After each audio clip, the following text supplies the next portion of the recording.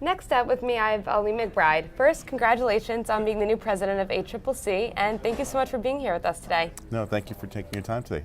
Pleasure to be here. Perfect. So to start off, this morning you had a session about biosimilars. What role do you see these drugs playing in the oncology space as more of them hit the market? You know, I think the main topic of discussion over the last 5 or 10 years has been the cost of therapies. We've seen costs of drug therapies rise, increased discussions about patients who don't have access to these therapies. Even talking on the non-oncology space, just with insulin, you're hearing more and more patients talk about the rationing of drugs, rationing of insulin, because they can't afford these copays. So with the advent of discussions on biosimilars, we've really been able to see a change. Slow change at this point because they're very new to this area and space. You know, with the Affordable Care Act, we had the implementation and definition of biosimilars. But in Europe, they've been using it for 10 years.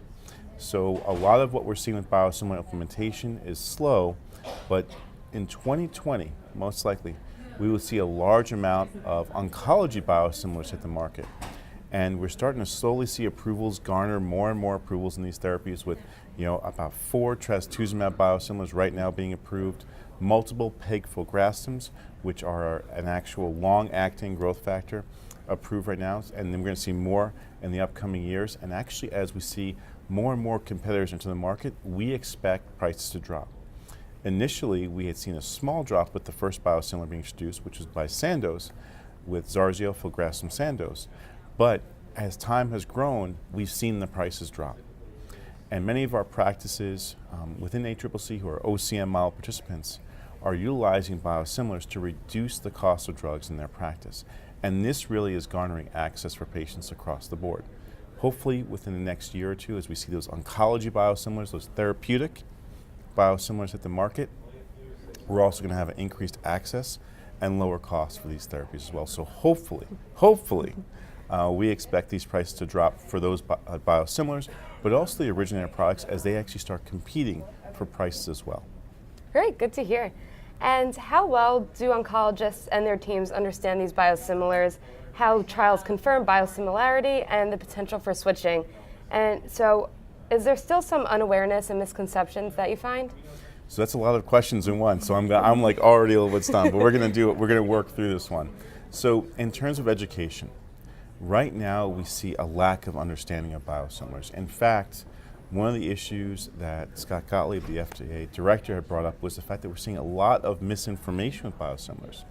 And just that impact alone is making a lot of us concerned in the healthcare community. So there still needs to be a large amount of education. In fact, we continue to hear from physicians, practitioners, pharmacists, nurses, healthcare workers, that they don't understand the process. So I'd say over probably the next 5 or 10 years, we'll need to do a lot of due diligence to make sure education is provided to healthcare provider and also healthcare provider teams. That not only includes an understanding of how the actual FDA approves biosimilars, how they develop clinical trials, the understanding of extrapolation, but most importantly, the discussing of interchangeability. And this is something that's currently draft guidance right now. We expect to hear something back in May, and that will help us understand the switching components between biosimilars. In hospitals or health systems, we've been doing this for years, but it's called therapeutic interchange. For this biosimilar and also the definition of interchangeability, this will be something new to us, and also how it's defined as well. So it's going to be a large amount of growth, movement in the area from an educational perspective, but also the discussion on reimbursement changes will also go to the financial counselors, financial teams, as they deliver these pieces as well. So we have a lot of time in terms of understanding what to do and in terms of how to educate.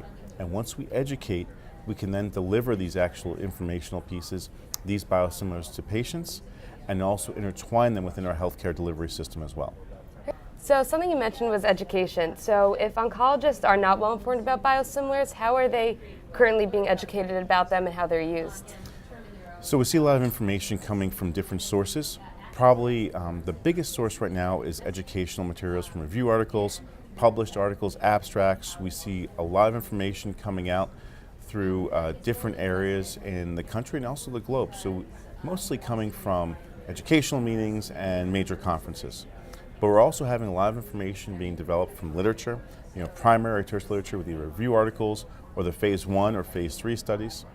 But areas which are still being utilized, I think are going to be expanded here shortly, will be CE activities.